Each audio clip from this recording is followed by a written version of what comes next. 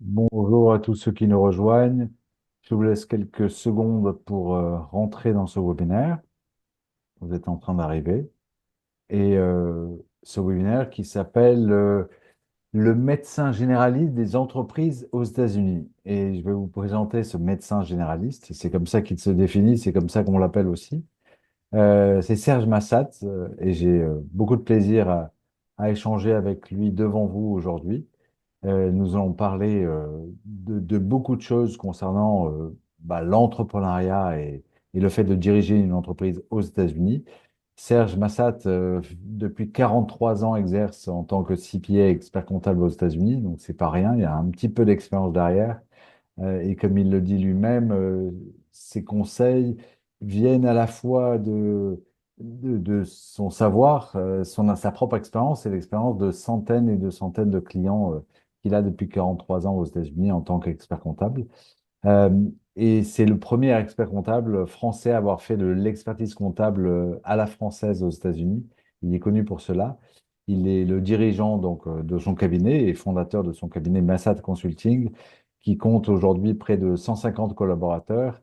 Et ce cabinet est présent à Miami, à New York, au Mexique, à Paris, au Luxembourg et à Montréal. Et Serge, tu es aussi un ami et tu es le président de la Chambre de commerce franco-américaine de Miami et un président particulièrement apprécié par la communauté française. Donc, merci d'être avec nous, Serge. Euh, Tu m'entends bien? J'entends bien. Et Ok, merci aussi de m'avoir convié à ce webinaire. je t'en prie. Pour ceux qui ont des questions, je vous propose de les poser à la fin en appuyant sur le bouton Q&A qui vous permet de rédiger vos questions. On y répondra. Ou alors à la fin, vous pourrez lever la main aussi. Éventuellement, on vous donnera la parole. Mais tout ça à la fin. Et je vais commencer, Serge, par te poser une question. Alors, elle est à la fois un peu précise et un peu générale.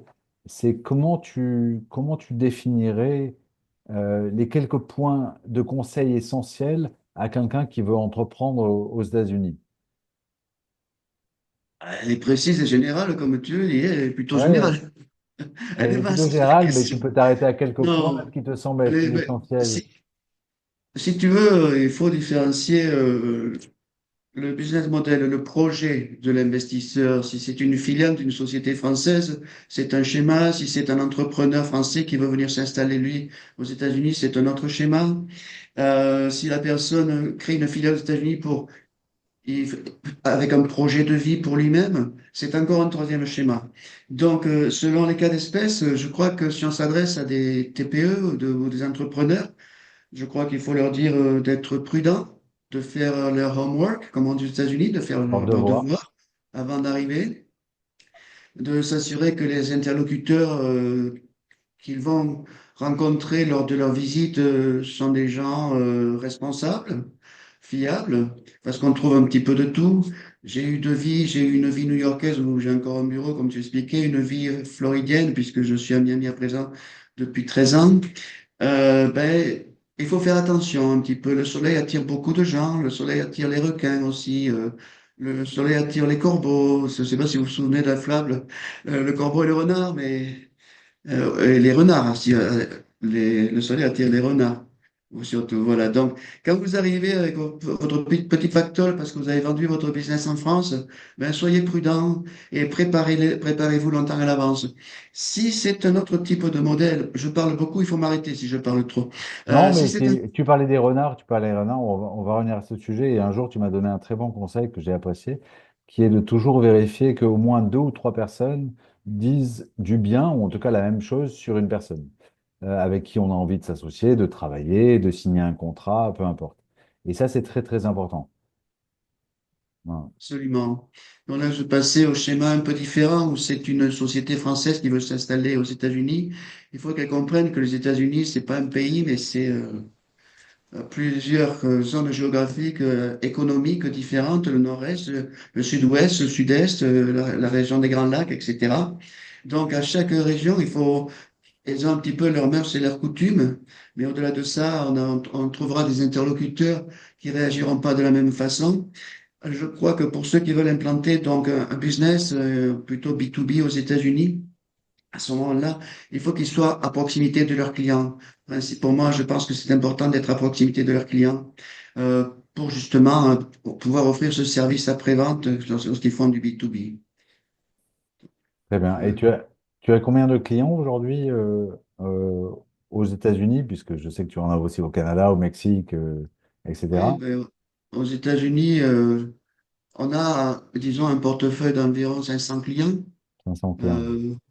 Euh, si tu veux, je crois que notre devise, c'est pas de faire du quantitatif, mais de faire du qualitatif. Et je crois que c'est très important pour le client prospect qui vient. C'est important d'avoir quelqu'un qui prend du temps pour lui expliquer un petit peu les plus et les moins de telle ou telle approche. Tout à fait. Et tu parlais de B2B et ça, ça m'évoque le sujet des tarifs, des taxes douanières. Euh, comment tu le vis de ton côté, en tout cas, comment tes clients le vivent et est-ce que tu leur as permis enfin, comment ça s'est géré par ces Mais boîtes françaises? on est en pleine actualité aujourd'hui avec les tarifs qui n'arrêtent pas de fluctuer, les droits de douane qui n'arrêtent pas de fluctuer en plus en moins. Euh, j'ai proposé à certains clients qui font du B2B, hein, c'est pas du B2C, euh, l'approche suivante, et ça date pas des tarifs, ça date de 20 ans que j'ai mis ce business model en place pour des sociétés qui fabriquent en France. Et plutôt que de vendre aux États-Unis à leurs importateurs-distributeurs un prix de vente wholesale, grossiste, elles ont créé une structure aux États-Unis qui est leur filiale. Elles vendent à la filiale un prix de revient industriel plus, avec un petit plus, une marge supplémentaire, ce qui fait que les droits de douane sont payés non pas sur le prix grossiste, mais sur le prix de revient industriel avec une petite marge. Et ceci, je l'ai mis en place il y a plus de 20 ans pour certains clients et ça marche très bien. Et aujourd'hui, avec les tarifs, ça dépend comment vont fluctuer les tarifs, dans quel sens ils vont aller. Mais c'est encore une suggestion que je ferai à des sociétés françaises ou étrangères qui veulent s'implanter aux États-Unis et qui veulent faire du B2B. Grande consommation, hein. Je parle pas B2B pour les machines-outils ou ce genre de choses. Bon, Je parle plutôt de grande consommation, bien d'accord. de consommation. Et c'est une stratégie qui permet de limiter effectivement l'impact des tarifs, de la hausse des tarifs ou de la baisse d'ailleurs. Enfin, voilà. Oui, Et puisque les droits de douane sont calculés sur le prix de revient industriel plus une petite marge et pas sur un prix grossiste. il n'y a pas un minimum de marge à faire par ces entreprises américaines? Alors là, on touche notre sujet. C'est important d'en parler parce que c'est ce qu'on appelle les prix de cession en France. On appelle ça les transfer pricing studies aux États-Unis. Chaque pays veut que la marge, la France est productrice, la maison mère est productrice du produit. La France veut que la maison mère garde une certaine marge en France. Mais les Américains aussi, ils veulent pas qu'il y ait un transfert de profit vers la France. Ils veulent que la marge soit raisonnable. C'est pour ça que des études de prix de transfert sont quasiment obligatoires. Peu d'entreprises le font, mais elles sont quasiment obligatoires pour démontrer qu'on rentre dans les clous par rapport à la concurrence. Et donc, si on revient sur le schéma que j'évoquais tout à l'heure, où on en vend à la filiale américaine un prix de revient industriel plus une marge, je crois que si on fait ça pour optimiser au niveau droit de douane, avec les nouveaux droits de douane qui sont mis en vigueur aujourd'hui, il n'y aura pas de retour en arrière dans 3 ans ou dans 5 ans si le droit de douane baisse. Parce que on va faire une étude de prix de cession aujourd'hui, on va démontrer que il y a parité, la maison mère traite avec sa filiale et vice-versa, à armes égales, c'est arm's length en anglais, c'est le terme, qu'il n'y a pas de, il n'y a pas d'a priori favorable pour la filiale ou contre la filiale d'ailleurs. Et donc, ça est mis en place, on démontre avec ces études de prix de transfert qu'on rentre dans les clous. Si dans 5 ans, les droits de douane sont abrogés à l'entrée des produits aux États-Unis, on pourrait être tenté d'augmenter le prix de cession de la maison mère vers la filiale. Mais là, on va se trouver dans une situation où pendant 5 ans, on a tourné avec des petites marges. Tout d'un coup, on va faire une grosse marge et la filiale n'aura plus de marge. Donc, c'est là qu'il faut être très prudent. Il faut anticiper, il faut penser à long terme. Il ne faut pas juste réagir aujourd'hui pour être efficace aujourd'hui. Il faut être efficace aujourd'hui et demain également. tu évoquais le fait que les États-Unis ne sont pas juste un seul pays, mais plusieurs régions différentes entre elles, mais aussi 50 États différents avec des fiscalités différentes. Et, euh, et comment est-ce que tes clients, les entreprises avec lesquelles tu travailles ou que tu rencontres lorsque tu es président de la Chambre franco-américaine à Miami, de commerce. Euh, Comment est-ce qu'ils abordent ça? Est-ce que ça fait vraiment partie du choix d'implantation, la fiscalité locale, en tout cas par État? La fiscalité locale est toujours présente dans la décision finale. Avec ça, si c'est les dirigeants français qui veulent émigrer aux États-Unis, il y a aussi un aspect qualité de la vie. Je vais peut-être parler en deux mots de fiscalité pour que les gens comprennent de quoi il s'agit quand on parle de Ah, fiscalité locale. Je veux ennuyer personne avec ça. non, mais Mais les on est là pour ça, sociétés hein. sont, d'accord. Les sociétés soumises à l'IS payent toutes le même taux d'impôt, IS, impôt société, quel que soit l'État, au niveau fédéral, quel que soit l'État dans lequel elles sont incorporées. Ce taux est de 21%. Après, il y a une fiscalité locale à laquelle tu faisais allusion, Romain. Et selon les États, la fiscalité locale est plus ou moins élevée. Alors, il y a des États qui sont un petit peu plus taxés que d'autres, il y a des États qui sont moins taxés. Parmi les États les plus taxés, on trouve la Californie, on trouve New York, parce qu'en plus, à New York, il y a l'impôt de l'État de New York, plus l'impôt de la ville de New York.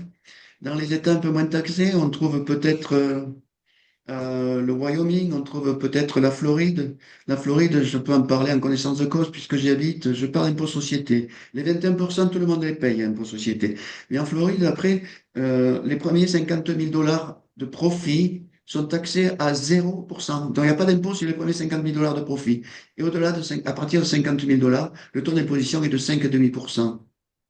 Une société qui déménagerait de New York en Floride va faire une économie d'impôt de peut-être 13% environ. Voilà, juste pour situer le débat. Et quand on conjugue ça, pardon, quand on conjugue cet aspect impôt société avec impôt sur le revenu des personnes physiques, c'est le même principe. L'impôt fédéral est payé où que vous habitiez aux États-Unis, c'est le même taux d'imposition fédérale, c'est un impôt progressif en fonction par tranche. Mais certains États, vous payez de l'impôt de l'État, dans l'État de New York par exemple. En Floride, il n'y a pas d'impôt sur le revenu des personnes physiques. Donc, j'habite en Floride, je paie l'impôt fédéral et je paie zéro impôt d'État de Floride.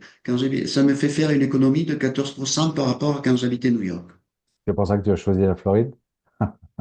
Non, j'ai choisi la Floride parce qu'il fait soleil tout le temps.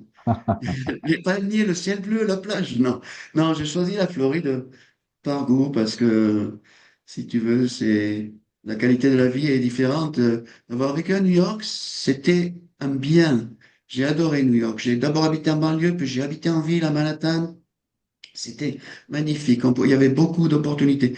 Et puis un jour, j'ai découvert la Floride. Et c'était l'attrait du soleil et le fait, je le dis, c'est un peu personnel, que mon petit gamin qui venait de naître avait des problèmes asthmatiques à New York. Et quand on venait en Floride passer un mois, il n'avait plus de problèmes. Donc on a déménagé pour lui. Voilà, tout simplement. Et puis, je suis bien. Et en l'occurrence, tu payes moins d'impôts. Et en l'occurrence, je paie moins d'impôts, oui. Et, euh, et quels sont les... Alors, une question un peu plus sombre, mais dans quel cas est-ce que tu vois les entrepreneurs, on va prendre la première catégorie dont tu parlais tout à l'heure, ceux qui viennent investir, qui viennent acheter un restaurant, une boulangerie, créer leur société dans peu importe le domaine, l'industrie ou les services. Dans quel cas est-ce que tu les vois se planter? Parce que le taux d'échec est quand même assez élevé, comme tous les taux d'échec de création d'entreprise, hein. Mais est-ce qu'il y en a un en particulier aux États-Unis ou plusieurs que tu arrives à reconnaître comme un espèce de pattern? Oui, si tu veux, ça va peut-être pas faire plaisir à certaines personnes qui écoutent si leur niveau d'anglais est limité, mais il faut qu'ils le sachent.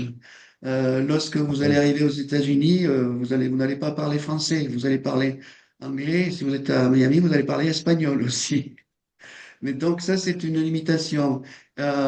Les termes techniques que l'on connaît, l'approche qu'on connaît en France au niveau d'un business, au niveau d'un commerce, sont très différents aux États-Unis. Euh, Là, on peut effectivement se planter. Il y a deux façons d'acquérir un commerce ou une entreprise, hein. Soit vous rachetez les actions, soit vous rachetez les actifs.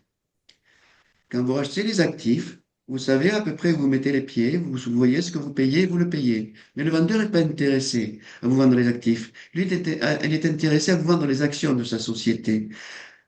Pourquoi? Parce que pour lui, c'est un problème de fiscal, d'imposition. Il est moins imposé sur une plus-value d'action que sur une vente d'actifs. Je fais simple, hein, je ne vais pas entrer dans le Ouais. détail.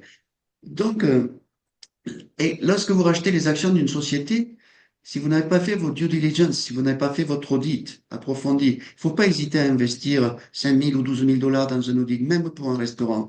Pourquoi? Parce que si vous rachetez les actions, vous allez vous retrouver peut-être avec des cadavres dans les tiroirs. Vous avez les taxes sur les salaires qui n'ont pas été versées, ou les salariés qui ont été payés peut-être sous la table. Également, l'équivalent de la TVA, la sales tax, qui a été encaissée mais pas reversée. Donc, tout ça, c'est du pénal. Et donc, c'est vous qui êtes le propriétaire de la société, qui avez racheté les actions, donc tout le passif de la société qui est en première ligne. Donc, ça, c'est un cas de figure. L'autre cas de figure, en dehors de bien maîtriser l'anglais ou de bien se faire accompagner, c'est justement bien se faire accompagner, choisir. Tu disais tout à l'heure, et c'est vrai ce que je le dis, ne venez pas me voir qu'à moi si vous voulez reprendre une entreprise. Allez voir un confrère, allez voir quelqu'un d'autre et faites votre propre jugement. Regardez qui est là pour vous vendre la salade ou qui est là pour vous aider. Alors, je ne dis pas que les confrères vendent de la salade, pas du tout, mais c'est vrai à tous les niveaux.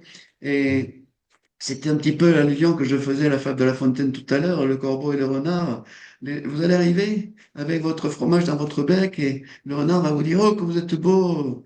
Et puis vous allez faire confiance, vous allez perdre vos points de repère parce que vous connaissez pas bien les États-Unis. Vous allez raisonner comme quelqu'un de français qui fait confiance parce qu'en France, on peut faire confiance aux professionnels. Ouais, ici, il faut s'inquérir de la qualité du professionnel. Donc, c'est peut-être vers quoi tu voulais que j'oriente.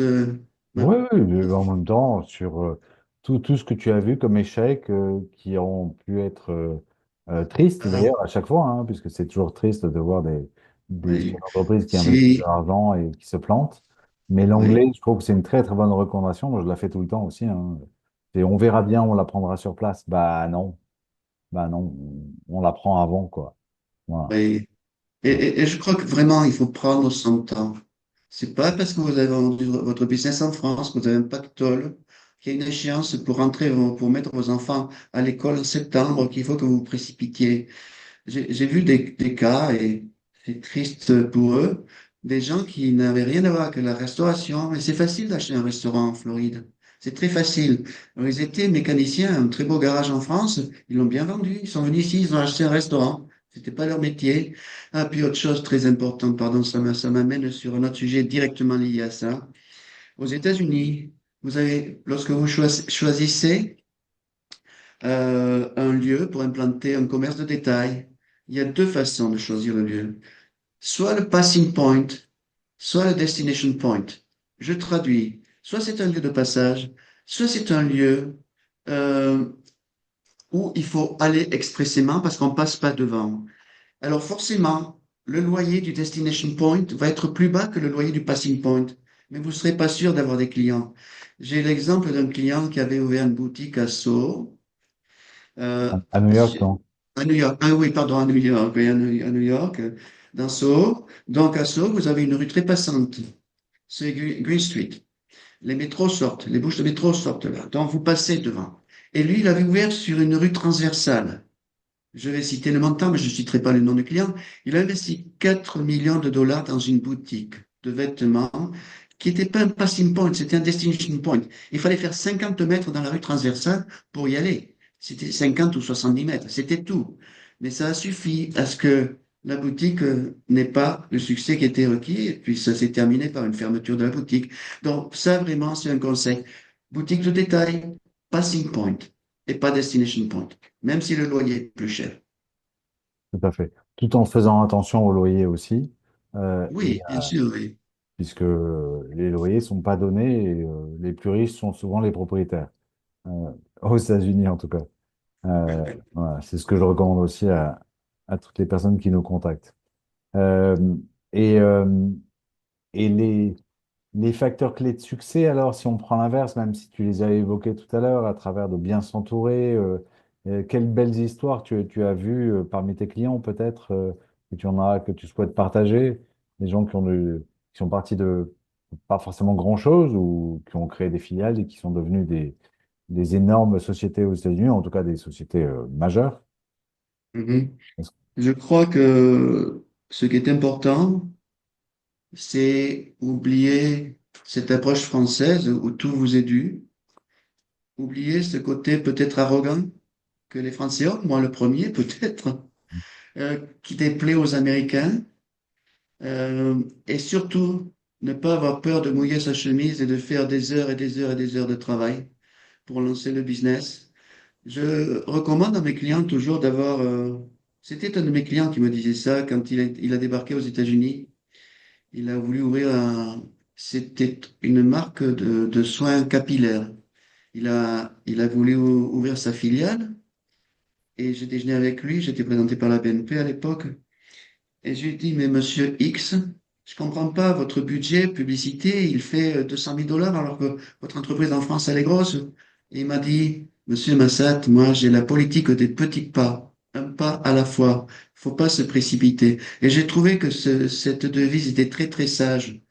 Ce qui fait que il faut pas vouloir brûler les étapes, même si on pense qu'on a le produit miracle, parce que peut-être pour les Américains, ce ne sera pas le produit miracle. Peut-être les Américains vont devoir s'adapter à votre produit, vous ne le savez pas encore. Donc, allez-y. Et je conseille aussi à mes clients d'y aller le plus possible en coût variable et pas avec des coûts fixes énormes. Tu parlais du loyer. C'est vrai que les loyers sont élevés. Il y a des façons éventuellement de négocier des loyers. Vous pouvez avoir un fixe de base et plus un intéressement au chiffre d'affaires. Alors, si vous faites un beau chiffre d'affaires, c'est pénalisant pour vous. Mais dans la phase de démarrage, pas beaucoup de propriétaires acceptent ça parce qu'ils ne vous connaîtront pas et ils hésiteront à vous faire ce cadeau. Parce que dans la phase de démarrage, vous allez faire des économies et puis après, vous allez payer plus de loyer que ce que vous allez payer si vous aviez un loyer fixe. Mais c'est le genre de conseil. Politique des petits pas, euh, ne pas hésiter à mouiller sa chemise. Si vous êtes en France et que vous ouvriez la filiale, il faut que vous ayez ici votre œil de Moscou. Et votre œil de Moscou, c'est peut-être vous, l'œil de Moscou. N'hésitez pas à franchir l'Atlantique. Venez passer 8 jours, encadrer les équipes, connaître les équipes, voir comment ils travaillent, les former à vos produits.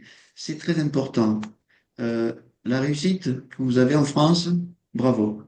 Mais aux États-Unis, on ne vous attend pas forcément. Donc, il va falloir démontrer que vous êtes capable de le faire et, avec votre savoir français, mais un peu à l'américaine quand même.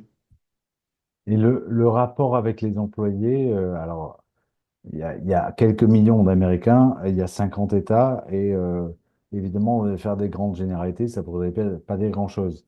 Mais comment est-ce que tu sens, comment est-ce que tu recommandes l'approche vis-à-vis des salariés que tu as un peu évoqué tout à l'heure, en précisant que cette relation aux salariés, elle dépend aussi de la réglementation qui est locale. Voilà. Absolument. Voilà. Locale, c'est-à-dire par Absolument. État, elle est différente selon les États. Oui. Donc, pour rebondir sur ta question, on peut embaucher une personne de deux façons. Vous pouvez l'embaucher comme auto-entrepreneur, independent contractor.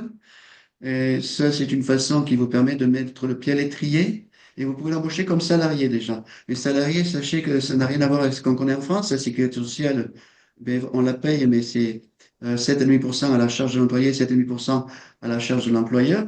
Mais c'est pas la couverture médicale, c'est la retraite fédérale qui ne rapporte pas grand-chose parce qu'on prend la retraite. La couverture médicale, c'est en plus. Le plan de retraite, c'est en plus. Et les gens vont Et vous en plus, c'est demander. optionnel. C'est optionnel, oui. Voilà. C'est optionnel, absolument. Oui, oui. Quand je dis c'est en plus, c'est optionnel, tout à fait. Et les gens, pour passer de l'autre côté de la rue et venir travailler pour vous, ils vont vous demander des avantages sociaux qu'ils n'ont pas là où ils sont. Et donc, par défaut, avec votre approche française, votre savoir français, c'est difficile à assimiler ça, que rien n'est bâti à l'avance. Chaque entreprise a sa propre politique sociale. Là, c'est si vous embauchez vos gens. Si vous les prenez comme auto-entrepreneurs, ceux qui viennent dans la phase de démarrage, ben, à ce moment-là, ben, vous les payez brut égal net et ça permet, s'ils acceptent, hein, et en Floride, les gens ont tendance à accepter ça. En Californie, c'est très, très, très réglementé.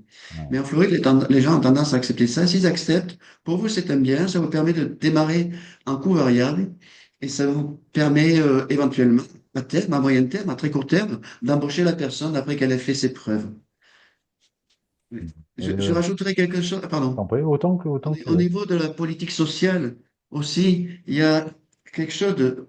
Et encore, je parle pas pour tous les gens qui nous écoutent, parce que peut-être certains ont cette approche et d'autres ont l'approche contraire que je vais expliquer. En France, euh, donc, je vais parler des États-Unis, oublions la France. Aux États-Unis, on embauche une personne, on la paye bien, en coût fixe, si vous pensez qu'elle va vous apporter, par exemple, un portefeuille de clients ou autre. On la paye relativement bien. Euh, la paye ne se fait pas systématiquement au mois le mois. Ça se fait soit la semaine, soit tous les 15 jours, soit 2 fois par mois, soit au mois le mois. Dans le commerce de détail, il est recommandé de payer les gens à la semaine et de leur donner un salaire de base minime, mais une grosse commission sur les ventes qu'ils font. Et la semaine suivante, leur commission leur est payée. Ils voient de suite le fruit de leur travail, le fruit de leurs efforts. On n'attend pas le mois suivant pour voir ce qu'on a fait sur un mois. Ça, c'est au niveau du commerce de détail. Au niveau d'entreprises, PME qui s'installent avec des représentants ou autres, je dis toujours à mes clients, bordez-vous, donnez-leur un salaire raisonnable et donnez-leur des commissions. Alors, le base de commission, c'est peut-être le crédit client. Est-ce que ils encaissent les clients rapidement ou pas? La marge la marge qu'ils font sur les clients à qui ils vendent, le chiffre d'affaires, ce genre de choses. Et là, chaque fois, il y a des bonus qui peuvent tomber. Mais là où j'insiste beaucoup, parce que je pense que c'est très productif, c'est de dire aux clients, vous donnez, si le gars fait 1 million de dollars de chiffre d'affaires, vous lui donnez 5% de commission. Entre 1 million et 2 millions, vous donnez 10% de commission. Entre 2 millions et 3 millions, vous leur donnez 25% de commission. Vous voyez, c'est une démarche à l'envers de ce que j'ai connu en France, où les taux de commission augmentent. Parce que s'il fait entre 2 et 3 millions, vous allez donner 25% de commission, et vous allez gagner beaucoup plus. Et le gars, pardon, je dis le gars, la personne, homme ou femme, c'est très incitatif pour eux. Ils voient le jackpot pour eux. Et ça, c'est très important d'avoir cette démarche où on augmente le taux de commission en fonction de l'augmentation du chiffre d'affaires. Il ne faut pas hésiter non plus à associer les gens aux États-Unis, parce que l'américain, souvent, c'est un emploi at will, comment on dit, at will, comment, je ne Voilà. sais plus dire. Tant que quelqu'un a envie de le continuer. C'est-à-dire que ça peut Voilà. s'arrêter du jour au lendemain. Je ne sais pas comment le traduire, Will. Oui. C'est-à-dire que c'est pas un contrat à durée déterminée, c'est pas un contrat à durée déterminée avec un préavis, non. La personne peut vous dire, sauf pour les top management, là où on a des contrats très bordés, mais les étages en dessous, on n'a pas forcément des contrats très bordés. Et donc, la personne est capable de franchir la rue et d'aller s'installer de l'autre côté avec votre concurrent potentiel. Et ça, il faut l'éviter. Et donc, j'ai tendance à recommander aux gens de donner aux employés qui sont clés chez eux des stock options, c'est-à-dire une prise de participation à terme. Ils font leurs preuves. On détermine aujourd'hui le prix, la valeur des actions qu'ils auront le droit d'acheter dans 5 ans. Et dans 5 ans, ils pourront acheter les actions au prix d'aujourd'hui. Si l'entreprise a fructifié, tant mieux. Dans 5 ans, ils pourront éventuellement revendre les actions avec des contraintes dans tous les sens, bien sûr, ou les conserver ad vitam aeternam. Donc, c'est des approches qui sont un petit peu, qui bousculent un petit peu la vision française des choses.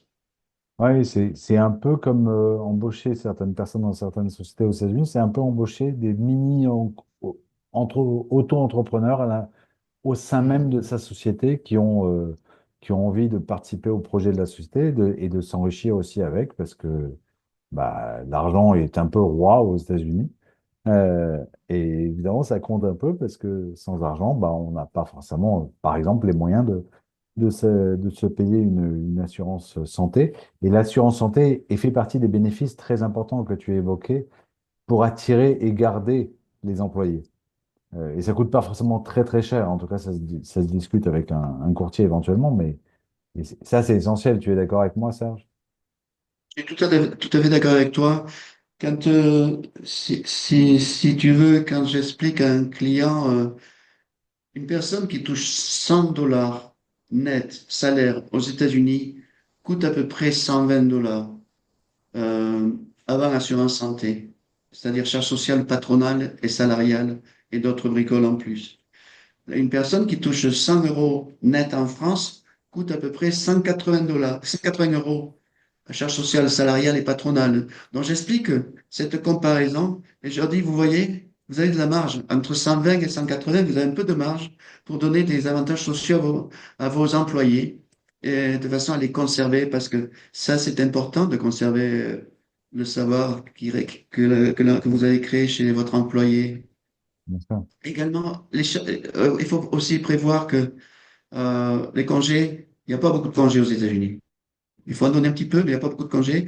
Et si vous arrivez à donner un peu plus de congés que la norme, c'est un plus pour conserver vos employés. Tout à fait. Ça compte énormément. C'est ces prestations un peu sociales, mais fournies par l'entreprise et non pas fournies par le système ou l'État ou le gouvernement. Tout à fait.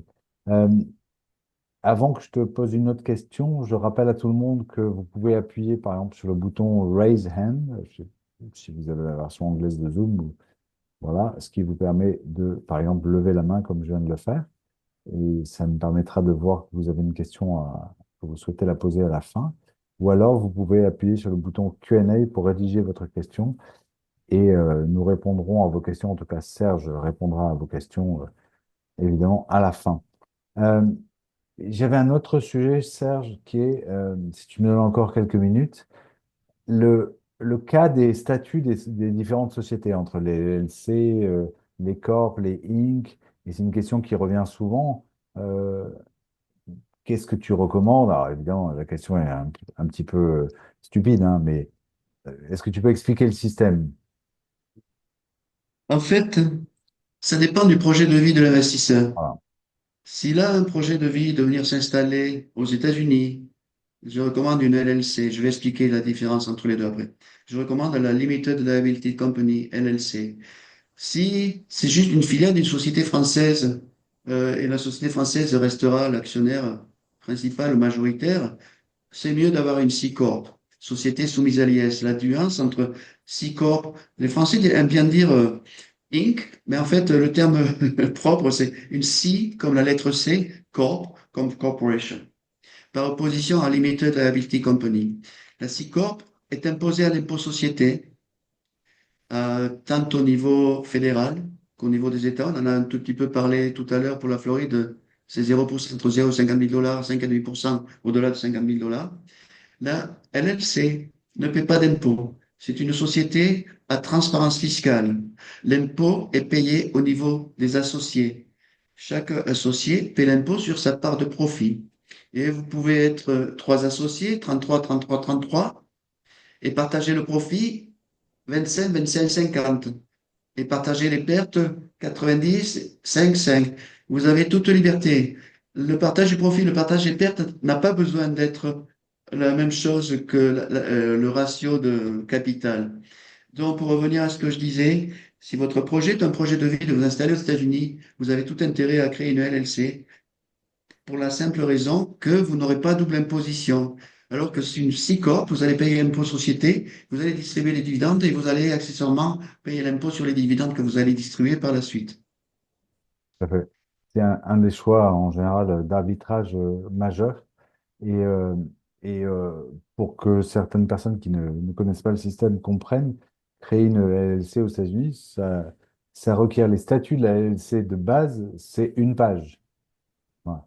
Et on y rajoute par-dessus des operating agreements, des shareholder agreements, c'est-à-dire des pactes d'associés qui définissent, comme tu dis, que finalement, chacun détient peut-être un tiers, mais que l'un d'entre eux va avoir 50% du bénéfice et les autres vont se partager les 25. Et on peut à peu près écrire tout ce qu'on veut, puisque la page est quasi blanche, en fait. Et Oui, c'est ça qui est très intéressant.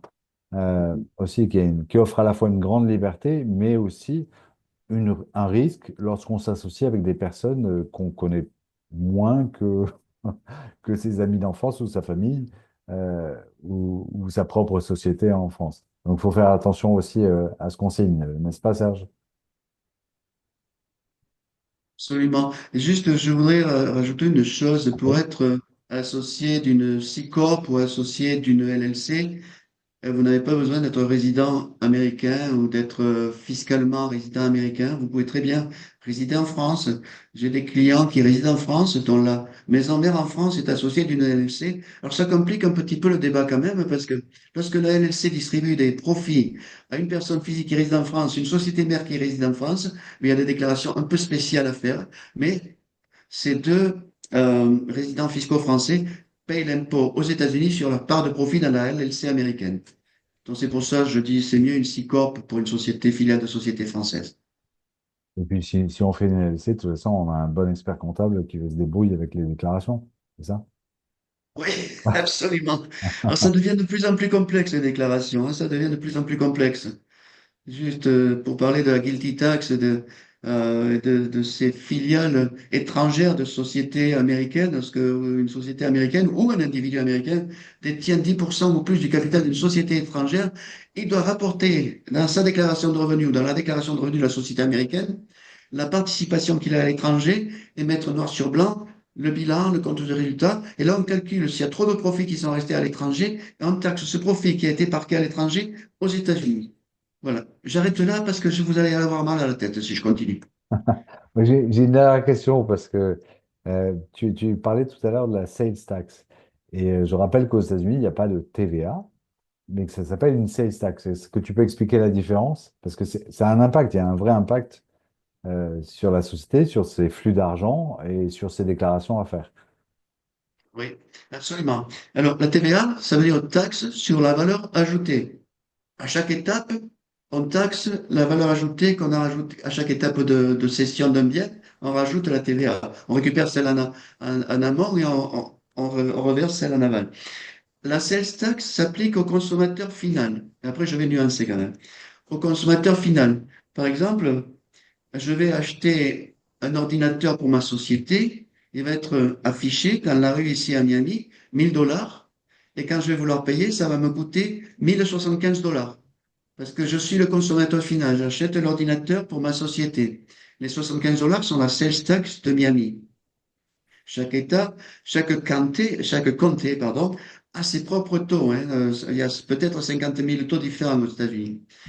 Et dans la comptabilité de ma société, je vais amortir 1075 parce que la sales tax, elle n'est pas récupérable. C'est une charge pour le consommateur final. Par contre, si je suis dans le négoce des biens d'équipement informatique, à ce moment-là, j'achète l'ordinateur pour le revendre et je ne paie pas la sales tax. La sales D'accord. tax, c'est uniquement le consommateur final. Ça, c'est la règle de base. Après, les nuances, pour faire simple, c'est que interstate commerce, il n'y a pas de sales tax en principe. Alors, Interstate Commerce, ben, j'achète par correspondance un ordinateur à New York, on me l'envoie par la poste et on me le vend 1000 $ et je vais payer 1000 $. Je ne vais pas payer la sales tax. Je devrais, mais comme je suis un filou, je ne le fais pas. Euh, je devrais moi-même déclarer à l'État de Floride que j'ai acheté à l'extérieur et que je dois 75 $ à l'État de Floride. Et ça, personne ne le fait quasiment. Donc ça, c'est ce qu'on appelle interstate commerce. Il n'y a pas de sales tax entre les États. Jusque-là, tout va bien. Et il n'y a pas de sales tax non plus si on vend à un grossiste qui n'est pas lui-même, ou un détaillant qui lui-même revend à un consommateur. Jusque-là, tout va bien. Et en 2018, vous connaissez peut-être Amazon. Je vais parler d'Amazon parce que c'était Ouais. Wayfair. C'était Wayfair à l'époque. Wayfair, c'était de la vente par correspondance également. Et il y a eu un lawsuit, un procès entre l'État de South Dakota et Wayfair, l'équivalent d'Amazon, parce que l'État de South Dakota a dit, vous, Wayfair, vous n'avez pas d'établissement stable en South Dakota. Donc, vous vendez de l'extérieur en franchise de taxes. Et moi, je perds de l'argent, État de South Dakota. Et l'État de South Dakota a gagné. Et beaucoup d'États se sont engouffrés dans la brèche. Je parle de vente au détail, je ne parle pas de vente en gros. Parce que, rappelez-vous, c'est le consommateur final qui paye la sales tax. Et donc, beaucoup d'États se sont engouffrés dans la brèche. Et à présent, par exemple, dans l'État de South Dakota, si vous faites 200 000 $ de chiffre d'affaires annuel en vente par correspondance sans avoir d'établissement stable, vous n'êtes pas soumis à sales tax. Mais si vous faites 201 000 $ en 2024, eh bien, à partir de 2025, vous êtes soumis à sales tax dans l'État de South Dakota. Vous devez facturer à votre client de South Dakota, vous qui êtes en Floride, la sales tax de South Dakota, elle est reversée au trésor de l'État de South Dakota. Bon, là encore, j'ai simplifié parce que si on rentre dans les détails, on y passe la nuit. Ouais. Mais il y a 50 États, ce qui fait que les choses sont pas très simples. Mais ce qui est en revanche très simple, c'est que la sales tax ne s'applique pas. Ça s'applique sur le client final. Du coup, on n'a pas cette espèce de TVA à déduire, à balancer avec la TVA collectée, qui définit la TVA payée, qui est un enfer. C'est un peu infernal, quoi. Voilà. Moi, je me souviens de mes cours de compta en France, c'était un des gros sujets, c'était calculer le TVA à payer, être sûr que le compte était bon, quoi. Et c'était un peu l'enfer, quoi. Voilà. Là, il n'y a que de la TVA collectée qui est parfois un peu chiante quand même à calculer aussi, je suis d'accord. En tout cas, à appliquer. Est-ce que tu peux... Ouais, oui, vas-y. Non, vas-y, vas-y. Non, c'est pour ça que je disais tout à l'heure que lorsque vous rachetez une société, que vous rachetez les actions d'une société, il faut faire très attention parce qu'on n'est pas en face d'un seul interlocuteur fiscal pour la TVA, comme en France, mais vous avez en face de vous Department of Revenue de plusieurs États peut-être. Et peut-être que les taxes ont été encaissées et n'ont jamais été reversées à l'État en question. Si vous vous souvenez, je disais tout à l'heure, racheter les actions ou racheter les actifs de la société. Et dans les actions, vous avez peut-être des cadavres dans les tiroirs. Ouais, C'était mon... ouais, c'est la boucle est bouclée sur ce sujet. Euh, et avant qu'on on passe aux questions, je vois qu'il y en a une qui est arrivée. Hop. Euh, Euh, moi une dernière question. Qu'est-ce que qu'est-ce que tu penses en fait d'entreprendre aux États-Unis en termes d'état d'esprit? Qu'est-ce que tu penses est-ce que c'est sympa d'entreprendre aux États-Unis? Est-ce que c'est sympa de venir avec sa filiale, peut-être créer une filiale? Quel est l'intérêt finalement de le faire, au-delà de la taille du marché? Voilà, réponds comme tu veux. C'est une question vraiment ouverte qui paraît un peu candide, mais finalement, ça fait rêver beaucoup de gens. Mais concrètement, c'est quoi l'intérêt de venir entreprendre aux States? Qu'est-ce qui t'a porté, toi aussi? Voilà. Bon, c'est ce qui m'a apporté, c'est moins de contraintes. Par exemple, on peut créer une société sans libérer de capital, avec un capital zéro. Donc, si on a une idée géniale, on peut éventuellement la démarrer dans le garage comme Steve Jobs et puis ça devient Apple, je ne sais qui. Donc, ça, c'est la liberté d'entreprendre. Ce que ça m'a apporté aussi, c'est que le fisc n'est pas la Gestapo comme en France. Je dis ça parce que j'ai subi des contrôles fiscaux pour mes clients quand je travaillais en France et vous êtes systématiquement fraudeur en France. Alors qu'aux États-Unis, c'est pas tout à fait le cas.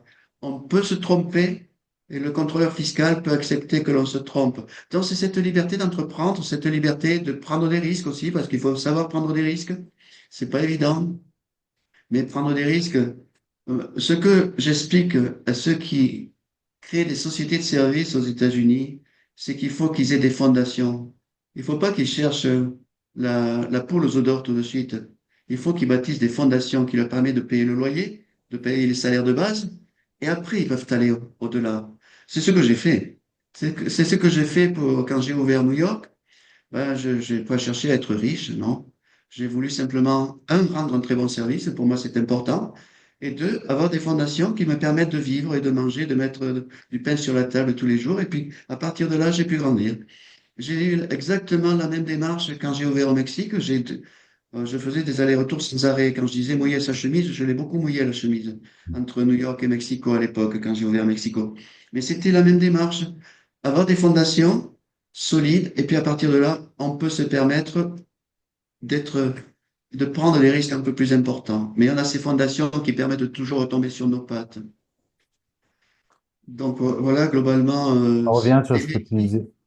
oui, Ça revient sur ce que tu disais au début, de prendre son temps, de faire ses devoirs. Ça, c'est en amont, bien sûr, mais de oui. prendre son temps, et tout se recoupe avec ce que tu disais sur aussi le fait de variabiliser le plus possible les charges, euh, de façon à ce que ça nous donne plus de temps. Voilà, moins de Mhm. charges fixes, moins de charges qui tous les mois viennent, viennent embêter.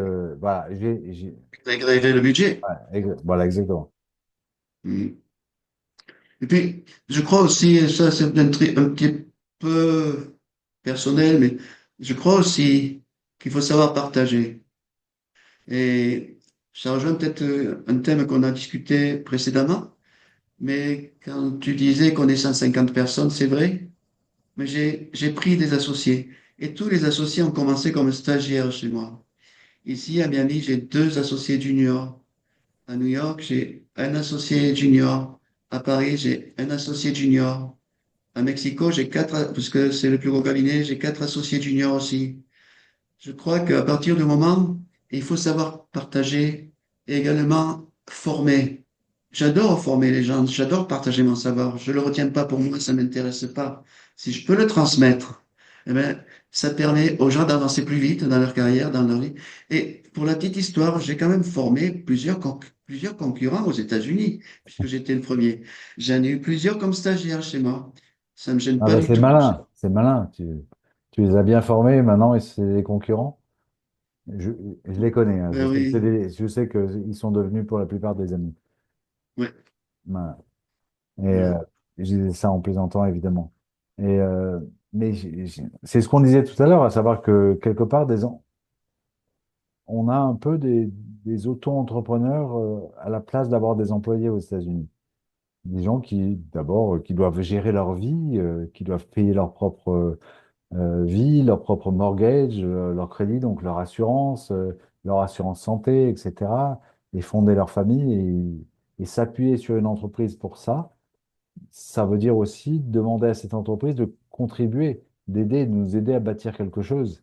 Je veux bien travailler pour toi et ne pas créer ma propre société, mais donne-moi une assurance santé, propose-moi quelque chose sur le long terme, avec des stock options, etc. Voilà. Et ça, c'est absolument essentiel aux États-Unis. Voilà. En tout cas, pour avoir des rapports sains lorsqu'on se développe. Je ne sais pas si tu es d'accord avec ce que je viens de dire. En tout cas, ça reprend ce que tu disais. Non, je partage entièrement. Je crois que c'est important de bâtir une équipe. Mm. Et bâtir une équipe, c'est ce côté un petit peu social, qui est moins que le social français, mais qui est plus que le social de l'entreprise purement américaine. Tout à fait. Ouais. Tout à fait. Et, écoute, je crois qu'on a fait le tour de tous les sujets. Est-ce que tu as d'autres, avant qu'éventuellement on passe aux questions, Serge, est-ce que tu as un dernier Non, mot pour ceux qui nous écoutent et ceux qui vont nous réécouter, évidemment, parce que ce webinaire est enregistré, il sera rediffusé sur YouTube, sur la chaîne du French Strict et également sur le site du French Strict, que vous pourrez suivre trouver et ne pas rater en vous abonnant à notre newsletter. Bon, voilà, faites comme vous voulez, mais en tout cas, ce sera très facile à trouver. Euh, je te laisse la parole peut-être pour un dernier mot, Serge, et en te remerciant oui, beaucoup du temps que tu as pris pour nous. avec plaisir, avec plaisir. Non, simplement, ce que je dirais qui rejoint un petit peu tout ce qu'on a dit jusqu'à présent, c'est qu'il ne faut pas être impatient. Patience et longueur de temps font mieux que force ni courage. Et Répète-le. patience et longueur de temps font mieux que force ni courage. J'aime bien. Non, c'est pas La Fontaine qui a dit ça? C'est possible, mais je peux pas en train de vérifier la source, mais je voulais l'entendre parce que la phrase est plutôt sympa. Oui. Donc, il faut bien se préparer. Ne pas hésiter à prendre des cours de français avant de quitter la France pour être, des cours d'américain, je dirais. Je dis des cours de français, c'est un lapsus linguae. Je voulais dire des cours d'américain, pas d'anglais, mais des cours d'américain. Par exemple, quand je suis parti ouvrir au Mexique en 94, eh bien, pendant 2 mois, j'ai fait une immersion en cours d'espagnol pour me rafraîchir la mémoire. Et donc, après, quand je suis arrivé au Mexique, c'était parfait. Je parlais à peu près l'espagnol. Avec la bière et la tequila, ça allait parfaitement. Ok, merci beaucoup Serge et sache que je connais ton intérêt pour La Fontaine et je vais te lire juste un premier 4 vers euh, d'un petit poème écrit sur toi à la façon de La Fontaine. Ça s'appelle Le médecin des entreprises. Dans un pays où l'argent est roi, vivait un sage expert en la loi. Serge, comptable avisé, par son savoir, était bien considéré. Voilà. Merci Waouh. beaucoup Serge. Si vous Non, avez des... j'ai oublié de dire quelque chose d'important. Excuse-moi. Je t'en prie. Pourquoi, pourquoi le médecin généraliste de Ah l'entreprise? bah oui, quelque part. Non, Pourquoi? ça, c'était le thème. C'est simple parce que simplement, je considère que dans mon métier, 43 ans aux États-Unis, et ça fait 50 ans à présent en tout, j'ai appris beaucoup de choses. Mais on ne peut pas avoir un savoir universel. Donc, en tant que médecin généraliste de l'entreprise, je suis capable de couvrir 85% du terrain. Mais pour les 15% qui restent, je suis capable d'aller chercher le pneumologue ou le cardiologue dont vous avez besoin. Je connais ces gens-là et je vous les présenterai. Je ne vais pas prétendre tout savoir et faire et rechercher sur Google alors comment ça se passe. Non, ça m'intéresse pas. Je vous présente ce que je sais, je le partage avec vous et après les autres, je vous trouve la personne qu'il faut pour vous aider sur des sujets qui sont trop pointus pour moi. N'hésitez pas la peine de l'expliquer parce que ta réputation te devance et elle est absolument exceptionnelle. Tu es une des personnes les plus recommandables et recommandées aux États-Unis. Et c'est pour ça que je te remercie de nouveau d'avoir passé car 51 minutes. On avait dit 30 et finalement on a passé 51 minutes. Merci beaucoup Serge. Et écoute, il y a des commentaires mais il n'y a pas de questions. Ça veut dire qu'on a été précis, complet et surtout toi. Et encore merci et à très bientôt autour sûrement d'un bon repas et d'un déjeuner avec toi. Au revoir, Et Serge. merci Romain, merci Francis Strict, merci à l'audience et bonne chance pour votre projet américain. Au revoir. Au revoir, Serge.